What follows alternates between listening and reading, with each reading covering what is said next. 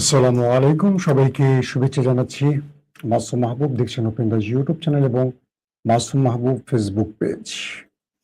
আপনারা শুনতে এবং দেখতে পাচ্ছেন ক্লিয়ার? আমাকে একটু কমেন্ট করে জানাবেন, কোনো প্রবলেম থাকলে সেটাও জানাবেন। দর্শক, আহ, এখন আমাকে প্রশ্ন করবেন, ভাই আপনি কি দেখালেন?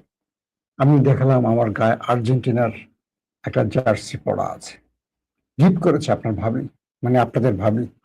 আপনারা আমাকে ব্রাজিল একটা গিফট করতে পারেন, জার্মানি একটা গিফট করতে পারেন, যে দেশেটা গিফট করেন, আমি পরে পরে আপনাদের ভিডিও করব।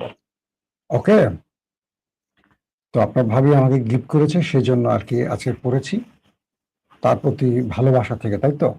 আসেন দর্শক, আজকে আমার হাতে বেশ কিছু ব্রেকিং খবর আছে, একেবারে তরতাজা ব্রেকিং খবর। কিছু ফুটেজ দেখাবো, আপনারা আমাকে বলেন মাসুম ভাই ফুটেজ দেখান না কা? আল্লাহর নাম নিয়ে আজকে কিছু ফুটেজ দেখাবো। তো ফুটেজ দেখাবো মানে কি, সেই অর্থে গত 24 ঘন্টার মধ্যে ইরান আমেরিকার কোথায় কোথায় অ্যাটাক করেছে সেই ফুটেজ এবং পূর্বের কিছু ফুটেজ, ইরানের ফাইল ফুটেজ, সবগুলোকে কম্পাইল করে আছে কিছু দেখাতে চাচ্ছি আপনাদের।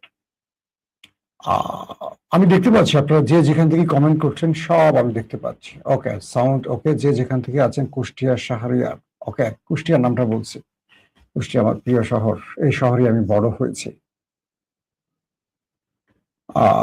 এরদোয়ান রাঙামাটি থেকে, বাবা আমাদের এরদোয়ান রাঙামাটি চলে আসছে। দর্শক, আজকের গুরুত্বপূর্ণ কয়েকটা খবর, একটা হলো আজ রাতে আমেরিকা ইরানে ভয়াবহ অ্যাটাক করার ঘোষণা দিয়েছে। পাশাপাশি খার্ক দ্বীপ, যেখানে ইরানের 80% তেল যেখান থেকে রপ্তানি হয়, সেই জায়গাটা দখলের ঘোষণা দিয়েছে। এই খার্ক দ্বীপ দখল মানে হলো অজস্র মানুষের প্রাণহানি হবে। ইরানের শুধু নয়, আমেরিকাকে ছাতু বানাবে, ভয়াবহ কিছু ঘটবে। তো খার্ক দ্বীপে আজকে তারা অ্যাটাক করবে, কমান্ডো বাহিনী নামাচ্ছে না, বাট অ্যাটাক করবে আকাশ থেকে এসে। দ্বিতীয় গুরুত্বপূর্ণ খবর, ভারতের জাহাজে আমেরিকা হামলা করে কয়েকজনকে ওপারে পাঠিয়ে দিয়েছে। এটা নিয়ে ভারত প্রচন্ড ক্ষেপে গেছে, ভারতের মধ্যে একটা বড় কিছু ঘটতে পারে এটা নিয়ে। পাশাপাশি জর্দানে মার্কিন ঘাঁটিতে যে অ্যাটাক হয়েছে, সেই অ্যাটাকে আমেরিকার বেশ কিছু গুরুত্বপূর্ণ যুদ্ধ বিমান ধ্বংসের দাবি করছে আইআরজিসি। পাশাপাশি আরো অনেকগুলো খবর থাকবে আজকের লাইভ সেশনে। আমি একটা একটা করে আপনাদের দিচ্ছি। শুনতে তো কোনো সাউন্ডের প্রবলেম হচ্ছে না, একদম ক্লিয়ার শুনতে পাচ্ছেন? আপনারা শুনতে পাচ্ছেন এবং দেখতে পাচ্ছেন, তাই তো? দেখি শোনার ক্ষেত্রে কোনো প্রবলেম হচ্ছে কিনা। আমার এখানে সাউন্ড ঠিক আছে। ওকে, লাইভ সেশনে অনেক সময় সাউন্ড বিভিন্ন কারণে ডিস্টার্ব হয়, রেকর্ডে এটা হয় না। আমি সবসময় লাইভ করি তো বেশিরভাগ, সেই ক্ষেত্রে দেখা যায় সাউন্ড আমি অনেক সময় শুনতে পাই না। আসেন, আমি কোন জায়গা থেকে শুরু করতে চাই। আমেরিকা যে অ্যাটাক গুলো করেছে, আসেন কিছু ফুটেজ দেখাতে দেখাতেই আপনাদেরকে আমরা ঘটনাগুলো বলতে থাকি, ভালো হয় সেটা, তাই না? দেখতে থাকেন।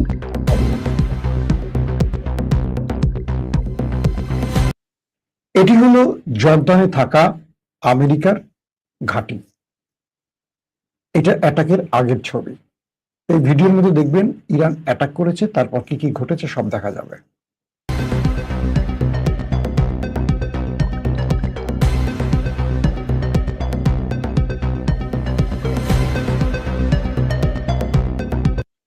দেখছেন ইরানের মিসাইল আক্রমণ করছে।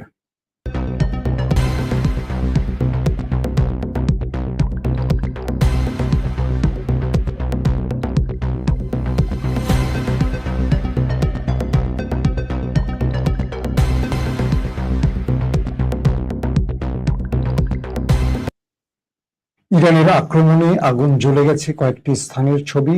এখন দেখছেন বৃষ্টির মতো মিসাইল মারছে ইরান।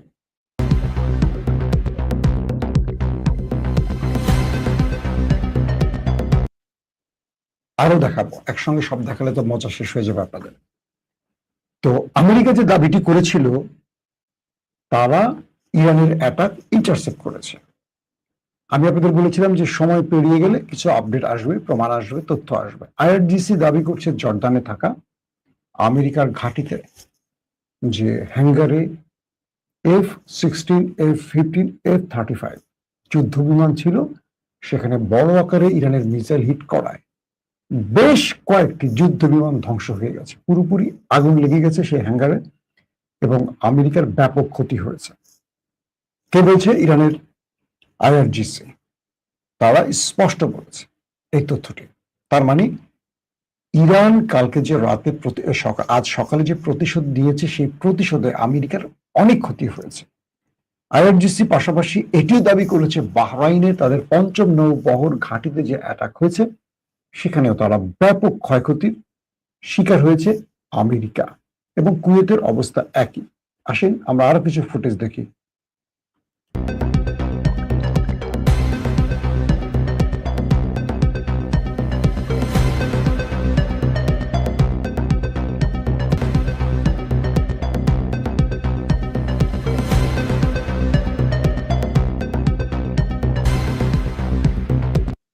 আপনারা উপর থেকে দেখছেন যুদ্ধ বিমানে হিট, আগুন জ্বলছে এবং কয়েকটি ঘাঁটিতে আক্রমণের ফুটেজ।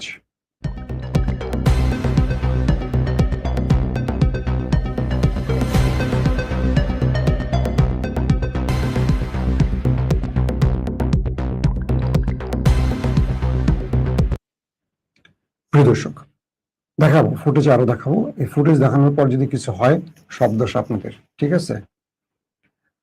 আমেরিকা বলছে যদি ইরান আমেরিকার শর্ত না মানে, যুদ্ধবিরতির আলোচনায় যে শর্তগুলো আমেরিকা তুলেছে সেগুলো না মানে, তাহলে প্রতি রাতে ইরানে আক্রমণ করবে।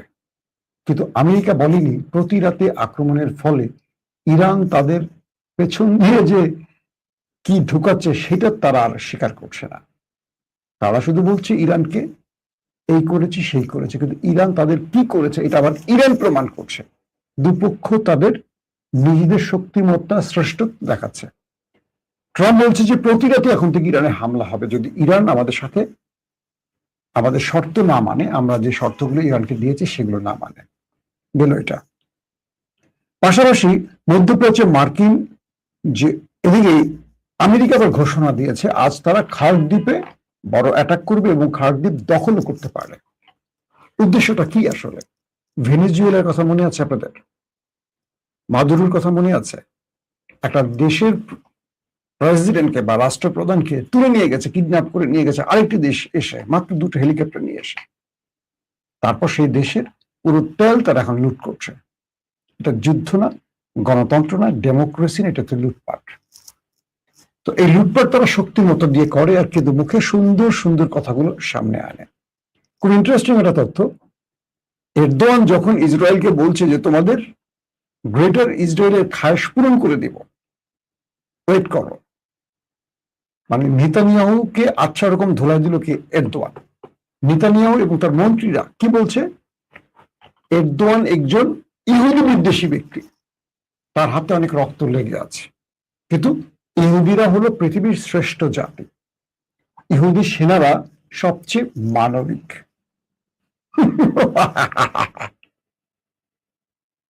আমার ছেলেও হাসছে। ইহুদি সেনারা IDF পৃথিবীর সবচেয়ে মানবিক। ফিলিস্তিনে কি হলো? যুগের পর যুগ কি হচ্ছে?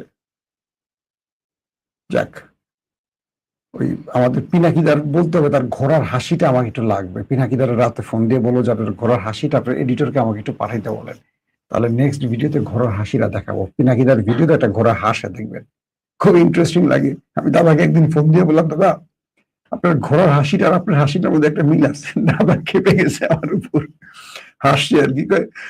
যাক, সেটা আরেক ব্যাপার। আসেন ইন্টারেস্টিং আরেকটা জিনিস বলি। তো ইরান বলছে যদি তুমি আমার খার্ক দ্বীপে অ্যাটাক করো, মধ্যপ্রাচ্যে আমেরিকার যতগুলো মার্কিন স্বার্থ সংশ্লিষ্ট কার্যালয়, বাণিজ্যিক ভবন, অফিস আছে, একটাও থাকবে না। কি কি আছে? অ্যাপেলের অফিস আছে, অ্যামাজনের অফিস আছে, এরকম মার্কিন বড় বড় প্রতিষ্ঠান আছে। আছে সবচেয়ে বড় একদম ধনকুবের আছে না, ইলন মাস্ক, স্টারলিংক, তার অনেকগুলো এক্সপ্রেস আর কি কি জানি আছে মধ্যপ্রাচ্য অফিস, সবগুলো এই টার্গেটে থাকবে।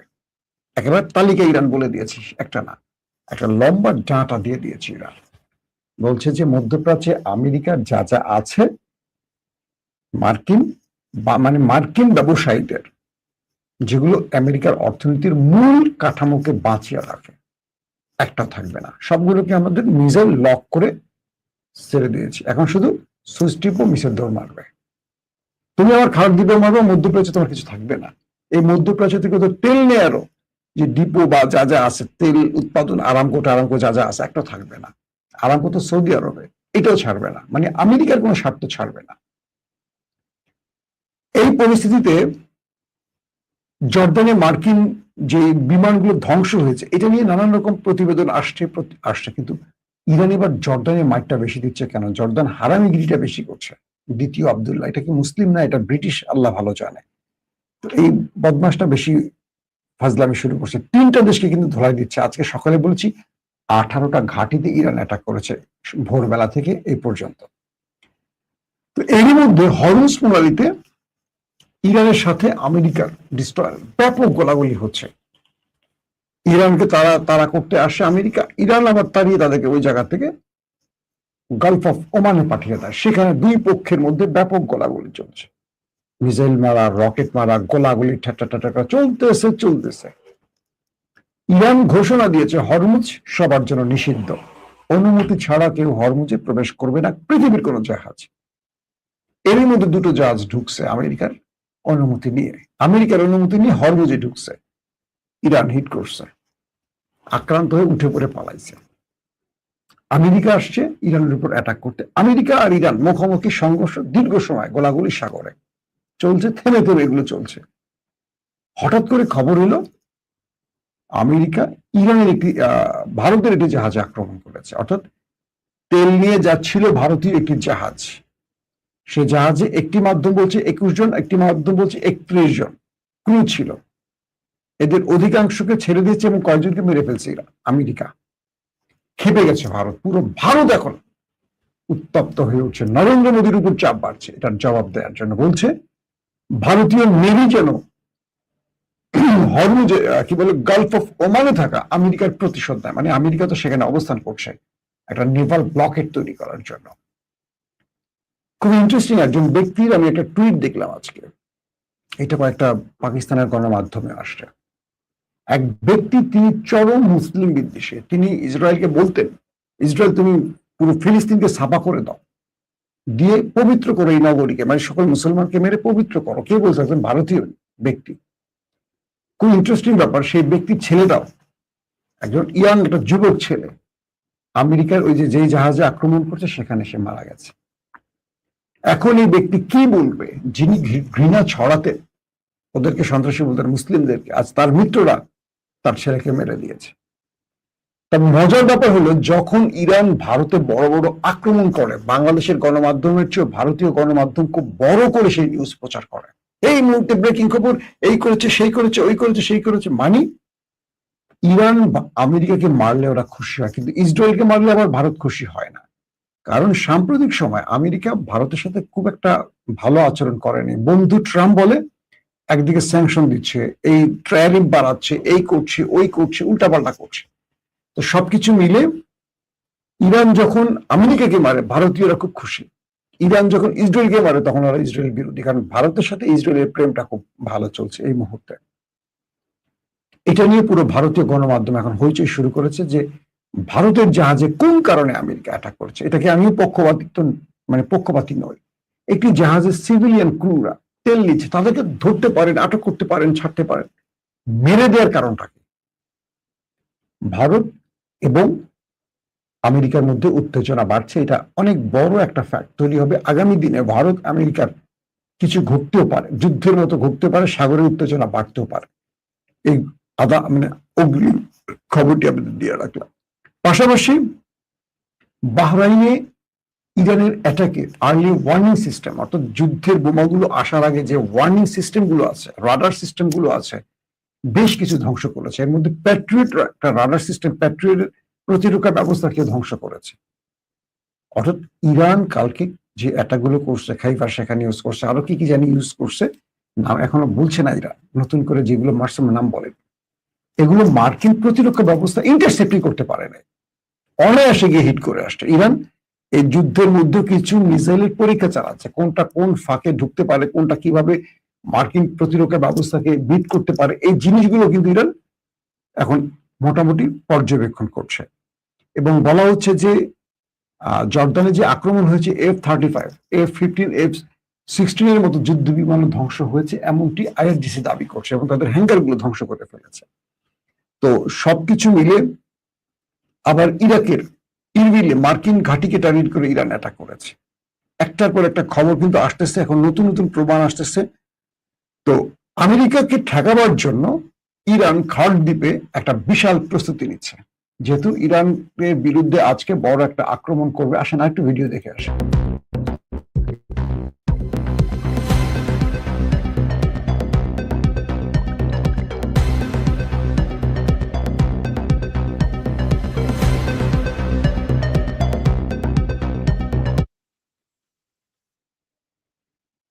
দর্শক, আমরা দেখলাম ভিডিওটি, এখন আসি। তো ইরানিরা শপথ করেছে খার্ড দ্বীপ রক্ষায় তারা যা করার করবে। আপনাদের মনে আছে যে ইরানের প্রায় 1 কোটির উপর মানুষ স্বেচ্ছাসেবী এই যুদ্ধের জন্য নাম লিখিয়েছিল। এটা 1 কোটি না, এটাকে 1 কোটির উপরে, অনেক উপরে চলে গেছে, কয়েক কোটিতে চলে গেছে। তো আমেরিকা যখন বলছে তারা খার্ড দ্বীপ দখল করবে এবং ইরানে আজ রাতে বড় ম্যাসিভ অ্যাটাক করবে, তখন ইরানিদের মধ্যে একটা বিশাল, বলতে পারেন কয়েক লক্ষ মানুষ খার্ড দ্বীপ রক্ষায় দাঁড়িয়ে গেছে। এবং ইরান খার্ড দ্বীপ রক্ষায়, যেখান থেকে 80% তেল পৃথিবীর বিভিন্ন দেশে রপ্তানি করে ইরান, তার একটা বাণিজ্যিক বা তেল রপ্তানির প্রধান জায়গা খার্ড দ্বীপ, এটাকে রক্ষা ইরান সর্বোচ্চটা করবে। এবং ইরান বলছে আমার খার্ড দ্বীপে অ্যাটাক হলে আমেরিকা কল্পনা করতে পারবে না তাকে আমি কতটা প্রাইস পে করতে বাধ্য করব। এবং খার্ড দ্বীপে অ্যাটাক যদি সৌদি, কাতার, কুয়েত আমেরিকাকে না ঠেকায়, খার্ড দ্বীপে আক্রমণ হওয়ার সঙ্গে সঙ্গে আরবের কোনো কিছুকে আর ঠিক জায়গায় রাখবে না ইরান, এই ঘোষণা ইরান দিয়ে বসছে। এখন খার্ড দ্বীপ রক্ষার জন্য ইরানিরা সর্বোচ্চ শক্তি, সর্বোচ্চ ত্যাগের জন্য প্রস্তুতি নিয়েছে। আজ রাতে বড় কিছু ঘটতে পারে এই অঞ্চলে, অনেক বড় কিছু ঘটবে এবং ইরান আমেরিকাকে ছাড় দেবে না। ইরান বলছে এই জাতি আমেরিকার শর্ত মানতে নারাজ, এই জাতি যুদ্ধের জন্য প্রস্তুত, এই জাতি শাহাদাতের মৃত্যুকে শ্রেষ্ঠ মৃত্যু মনে করে। ইরান বলছে, ইরানের প্রেসিডেন্ট বলছে। এবং আইআরজিসি, ইরানের সর্বোচ্চ নেতার পক্ষ থেকে তার বাহিনীকে সর্বোচ্চ সতর্ক থাকতে বলছে। এবং স্পষ্ট মুস্তফা খামেনির পক্ষ থেকে বার্তা হলো আমেরিকা ইরানের যে স্বার্থে আঘাত করবে, ইরান ঠিক আমেরিকার সেই স্বার্থে যেন আঘাত করতে এতটুকু দ্বিধা না করে। এবং ইরান এটিও বলে দিয়েছে যদি খার্গ আক্রান্ত হয় তাহলে ইরান আর আমেরিকার সাথে কোনো আলোচনায় বসবে না, ফুল ফ্রেমে যুদ্ধে জড়িয়ে পড়বে। ইরানের এই ঘোষণা আমেরিকার মোটামুটি কাঁপাকাপি ছুটে গেছে। পাশাপাশি ডোনাল্ড ট্রাম্প ভেতরে ভেতরে এখনো আলোচনার জন্য নানান মধ্যস্থতাকারীকে দিয়ে ইরানকে মেসেজ দিচ্ছে, বলছে ভেতরে বাইরে অনেক কিছুই, কিন্তু ইরান যে প্রতি উত্তর দিচ্ছে আজকের দিনে আমেরিকার যে ক্ষতির ফিরিস্তি, লম্বা ফিরিস্তি। তবে ইরানের ভেতরে পানির যে ট্যাঙ্কে বা পানির যে লাইনে আঘাত করা হয়েছে, এতে করে সেই অঞ্চলে প্রায় 20,000 মানুষ পানির সংকটে পড়ে গেছে। জাতিসংঘ স্বাস্থ্য অধিদপ্তর এটা নিয়ে আমেরিকার সমালোচনা করেছে, নিন্দা জানিয়েছে, বলছে মানুষের জরুরি খাদ্য, ত্রাণ, পানি এগুলো মানুষের মৌলিক অধিকার, এই বিষয়গুলো যুদ্ধনীতির বাইরে। কিন্তু আমেরিকা তো আমেরিকা, তার জন্য কোনো যুদ্ধনীতির প্রয়োজন নেই, সে যা করবে সেটাই নীতি। পৃথিবীতে যা শক্তি তার নীতি চলবে, এটি যেন একটা বাস্তবতা। ধরেন বাংলাদেশের কথা বলি, বাংলাদেশে ইসলামী ব্যাংক দখল করেছিল কে? ডিজিএফআই দিয়ে এস আলম। এটা কি বিএনপি জানে না? এটা কি বেগম জিয়া তার বক্তব্যে বলেনি? তারেক রহমান লন্ডনে বসে বক্তব্য দিয়েছিলেন না এগুলো নিয়ে? এখন দেখেন আমাদের স্বরাষ্ট্রমন্ত্রী কি বলছে, তারেক রহমানের পাশে বসে বলছেন। আমার কেন যেন একটা কথা খুব মন দিয়ে বলতে ইচ্ছা করে, আমার অনেক বিএনপির বন্ধুরা আমার নিউজ দেখেন, একদম খুব গুরুত্বপূর্ণ পদের ব্যক্তিদেরকে বলছে, তারেক রহমান একটা অসম্ভব আকাশ সম জনপ্রিয়তা নিয়ে বাংলাদেশে এসেছেন, জিয়াউর রহমানের সন্তান, আমাদের ভালোবাসার যুবরাজ। তারেক রহমান এই 100 দিনে তার জনপ্রিয়তা অনেক হারিয়ে ফেলেছেন এই সালাউদ্দিন মার্কা লোকদের জন্য। শেখ হাসিনা প্রথম 5 বছরে বেশি পাগলামি করেনি। শেখ হাসিনার কিছু কাছাকাছি চামচা ছিল, মন্ত্রী ছিল, কিছু সুশীল ছিল, বুদ্ধিজীবী ছিল, শেখ হাসিনার প্রত্যেকটা অন্যায়কে সাপোর্ট দিত। একসময় শেখ হাসিনাকে তারা ডাইনি, ফ্যাসিস্ট, স্বৈরাচার বানিয়ে ফেলছেন এই লোকগুলি। তারা কখনো শেখ হাসিনাকে বলতো না নেত্রী এটা করা ঠিক হবে না, নেত্রী এটা করলে হয়তো 10 বছর টিকে থাকবো, তারপর দেশ ছাড়তে হতে পারে। নেত্রী এটা করবেন না, জনগণ খেপে উঠবে, একটা বিদ্রোহ হতে পারে, বলেনি। আজকে বিএনপির অবস্থাটা দেখেন ভালো করে। পুরো দেশের 100 দিনে আওয়ামী লীগ আর বিএনপির মধ্যে আমি কোনো পার্থক্য খুঁজে পাই না। শুধু দল বিএনপি আছে, আর আগে আওয়ামী লীগ ছিল, পালিয়ে গেছে। একটা জায়গায় বলেন, বাজারে দ্রব্যমূল্যের দাম কমেছে, তেলের দাম বাড়তেছে তো বাড়তেছে, গ্যাসের দাম বাড়তেছে তো বাড়তেছে, কোনটা দাম কমেছে এই পর্যন্ত 100 দিনে? বলবেন 100 দিনে কি সম্ভব, আরো 5 বছর থেকে শুধু বাড়বে, যদি কমে আমাকে বললেন। বিএনপি যে আশা নিয়ে রাষ্ট্র পরিচালনায় আসছে সেই পথে হাঁটছে না, শত্রুতা বাড়াচ্ছে। ইসলামী ব্যাংকের দায়িত্বটা কাদের ছিল? কারাই ব্যাংকটাকে এত স্বনির্ভর করেছে, বাংলাদেশের অর্থনীতি এত বড় মানে একটা শক্ত ভিত্তি তৈরি করেছিল ইসলামী ব্যাংক, যারা তাদের কাছ থেকে কেড়ে নিয়ে সালামকে দিয়েছে, এই সালাম টাকা নিয়ে গেছে। তো এই সালামের যিনি নিবেদিত মন্ত্রী, তিনি তো এই সালামের টাকায় চলেন বলে গণমাধ্যমে অনেক তাকে নিয়ে কথা আছে। তিনি সেটা নিজে প্রমাণ করে দিলেন না যে আমি আসলে এই সালামের চামচা বা এই সালামের চৌকিদার? তার লোককে বসানো দরকার নেই। বিএনপি থেকে একজন যোগ্য লোক নিয়ে এরকম লোককে গভর্নর করতে হবে, এরকম লোককে ইসলামী ব্যাংকের চেয়ারম্যান করতে হবে? বিএনপিতে যথেষ্ট যোগ্য যোগ্য লোক আছে, কেন আওয়ামী লীগের লোক নিতে হবে? এই প্রশ্নটা কেন জন্য বিএনপি লোকেরা বোঝে না? বিএনপির মধ্যে কি ভালো অর্থনীতিবিদ নেই? আওয়ামী লীগের লোকগুলোকে এখানে বসাচ্ছে কোন স্বার্থে? বিএনপি, যে বিএনপি জামাত ছিল 20 বছরের বন্ধু, সেই জামাতকে সাইজ করার জন্য আওয়ামী লীগের লোকগুলো বিএনপি বসাচ্ছে। কালকে যদি আওয়ামী লীগ কোনো কারণে দেশে আসে, এই বিএনপি জামাতের কাছে যেতে হবে না, বা এই জামাত বিএনপির কাছে যেতে হবে না। রাজনীতিটা এত নোংরা কেন? খুব অবাক লাগে আমার কাছে, খুব অবাক লাগে। একটা ব্যাংকে শেষ করে ফেলছেন, লাভ হচ্ছে 3 কোটি গ্রাহক বলা হচ্ছে, বা কেউ বলছে 1.5 কোটি, কেউ বলছে 3 কোটি গ্রাহক। এরা যদি মাঠে নামে, এই দুর্বল সরকার টিকে থাকবে? যে প্রশাসনের প্রত্যেকটি জায়গায় আওয়ামী লীগের লোক বসে আছে। এই সরকার হাসিনার 15.5 বছর লেগেছে একটা ফ্যাসিস্ট হওয়ার জন্য, মাত্র 100 দিনের সরকার। কত রকম খেলা নেপথ্যে চলছে। খুব আফসোসের সাথে বলছি, বিএনপি সঠিক পথে হাঁটছে না। এবং বিএনপি এই কথাগুলো আমাদের এখন বলছি না, এখন আমাদের গুপ্ত বলা শুরু করবে। ঠিক শেখ হাসিনার প্রথমে আমরা এই কথাগুলো বলতাম, সেই শেখ হাসিনা দেশ ছেড়েছেন, দেশ ছেড়ে পালিয়েছেন, আওয়ামী লীগ এখন নাই বাংলাদেশে, মনে করেন নিখোঁজ সংবাদ। আগে যদি কথাগুলো শুনতেন, শেখ হাসিনা হয়তো 5 বছর থাকতেন, আবার বিএনপি আসতো, একটা জায়গা থাকতো, হাসিনার রাজনীতির জায়গা থাকতো। হাসিনা দেশে রাজনীতি করবেন কিভাবে? তিনি রাজনীতি করতে হলে তাকে 1400 মানুষের বিচার মুখোমুখি হতে হবে আগে, যে খুনগুলি হয়েছে। এত সোজা? আপনারা যারা আওয়ামী লীগের আশায় আছেন, এত সোজা? আবার কেউ বলছেন আওয়ামী লীগ কিনে জামাতকে সাইজ করবে বিএনপি। যদি এই কাজটা বিএনপি করে, মনে রাখবেন এই দেশে আওয়ামী লীগের জামাত থাকবে, বিএনপি হারিয়ে যাবে। একদম খোলা আমি বললাম, আপনাদের লিখে রাখতে পারেন। কারণ বিএনপি আওয়ামী লীগের মতো জারুমি করতে পারবে না। আওয়ামী লীগ যা পারবে, বিএনপি সেটা পারবে না। বিএনপির মধ্যে বিশ্বাসঘাতক বেশি, আওয়ামী লীগে বিশ্বাসঘাতক নেই। আওয়ামী লীগের মধ্যে সন্ত্রাসী বেশি, কিন্তু বিএনপির মধ্যে বিশ্বাসঘাতক বেশি। মাত্র 100 দিনে 600-র উপর খুন হয়েছে বিএনপির। খুব আফসোস, নিজেরা নিজেদের নিয়ন্ত্রণ করতে পারে না। তারা কি করে বাংলাদেশ চালাবে? তারেক রহমানকে বলবো, অনেক যোগ্য লোক আছে বিএনপির মধ্যে, তাদের ট্যালেন্ট। পূর্বের লোকগুলোকে কমান। এই লোকগুলো আগেও দেশকে পরিবর্তন করতে পারেনি, এই দেশকে তলাবিহীন ঝুড়িও বানিয়েছিল এরাই। সেই লোকগুলোকে আপনি বসাবেন না, একটু ইয়াংদের নিয়ে আসেন। আপনি লন্ডনে ছিলেন, আপনি দেশে বিদেশে অনেক পিএইচডি হোল্ডার আছে, ভালো ভালো আমাদের বুদ্ধিমান লোক আছে যারা বিএনপি সমর্থন করে, তাদেরকে একটু জায়গা দেন। এই পুরনো লোকগুলোকে সরান, যারা এই রাজনীতিকে ধ্বংসের দিকে। আর একটা কথা বলি, সালাউদ্দিন ভাই যে নীতিতে আছেন, সঠিক নীতিতে নাই। আমি মনে করি হাসিনাকে ফ্যাসিস্ট বানানোর জন্য এরকম তার আশেপাশে কয়েকজন সালাউদ্দিন ছিল। সালাউদ্দিন ভাই, আশা করি, আমি জানি না আপনার উদ্দেশ্য কি, যদি ভালো উদ্দেশ্য হয় তো ভালো, কিন্তু আপনাকে বা আপনাকে দেখে, আপনার বক্তব্য শুনে আমরা হতাশ হচ্ছি, এবং বিএনপির প্রতি আমাদের ভালোবাসা কমে যাচ্ছে। এটা করবেন না। বিএনপির জন্য অনেক ত্যাগ আছে, অনেক রক্ত দিয়েছে, অনেক কষ্ট করেছে, দেশ ছেড়েছে, বাড়িঘর ছেড়েছে, সন্তান ছেড়েছে। এই বিএনপির জন্য আমাদের এখন খুব কষ্ট হচ্ছে যে বিএনপি সঠিক পথে নাকি ভুল পথে, জনগণ এটাই এখন প্রশ্ন করছে। আল্লাহ হাফেজ।